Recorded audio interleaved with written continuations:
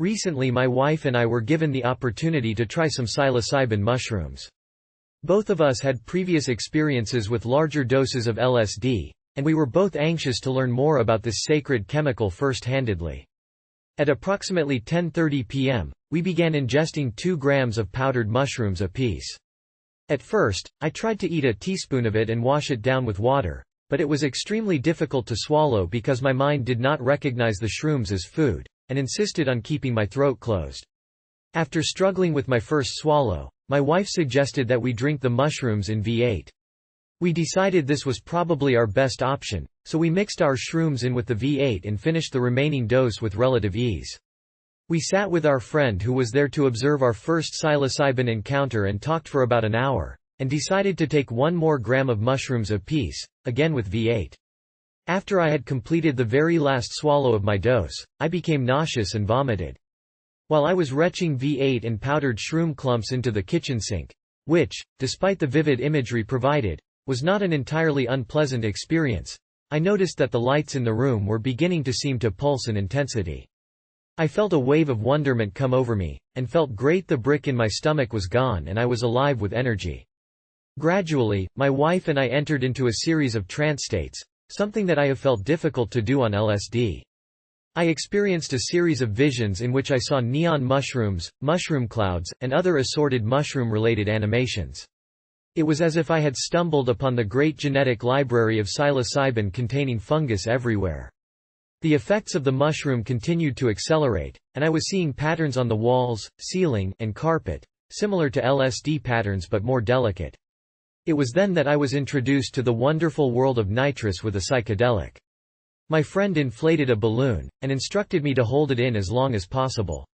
I was already tripping fairly hard. I hadn't tripped in about 4 months, my wife, 1 year.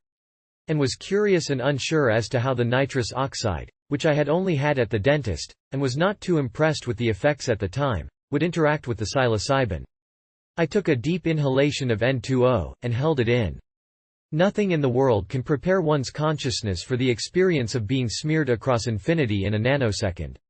My ego was instantly dissolved, and the effects of the psilocybin seemed to be growing in intensity, in orders of magnitude.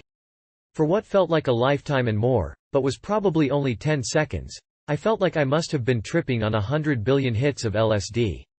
I only opened my eyes a few times, only to discover that my wife and our friend were staring at me, and that I was ginning like a ninny and laughing like a psychotic cat killer. I was able to utter the phrase, "I see why they call this laughing gas."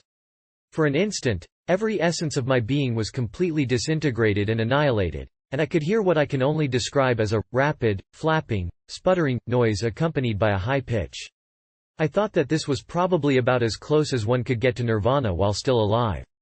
Complete, temporary ego death combined with a momentary link to Shiva and Kali's eternal orgasm. I gradually rematerialized into this universe and looked over at my wife, who had yet to experience this. Even after I told her what had just happened to me, that every part of my being had just been ripped apart by shockwaves of a giant, cosmic orgasm, she said she was content with the effects of the mushrooms and would try it later. I did a second and third balloon, each one more intense than the previous. After I had come down, mostly from the final balloon, I sat in silent meditation for a while, contemplating these ego-flattening experiences, as the peak of the trip rode off into the sunset and the pattern slowly dissipated. I smoked some marijuana to ride the rest of the trip out on, and sat in a trance, occasionally snapping out due to the music or someone talking. The trance state, for me anyway, was almost impossible not to attain during the duration of the trip. Psilocybin left me much more clear-headed than I am on LSD, and it, in a way, kind of forces you to really think about what's happening. Although the dose was relatively small, I would estimate the effects to be similar to 1 to 2 hits of average blotter acid. I felt completely overwhelmed by the trip, and can barely imagine the potential for neuro-exploration that this drug has to offer.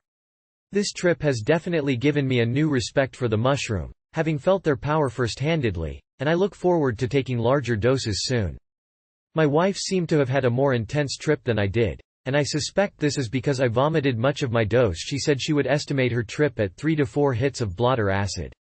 I would recommend the combination of N20 and psilocybin, or, from what I understand, just about any psychedelic compound, to anyone seeking a truly psychedelic experience.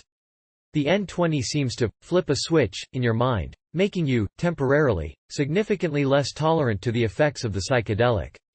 Words cannot begin to describe the essence of this experience.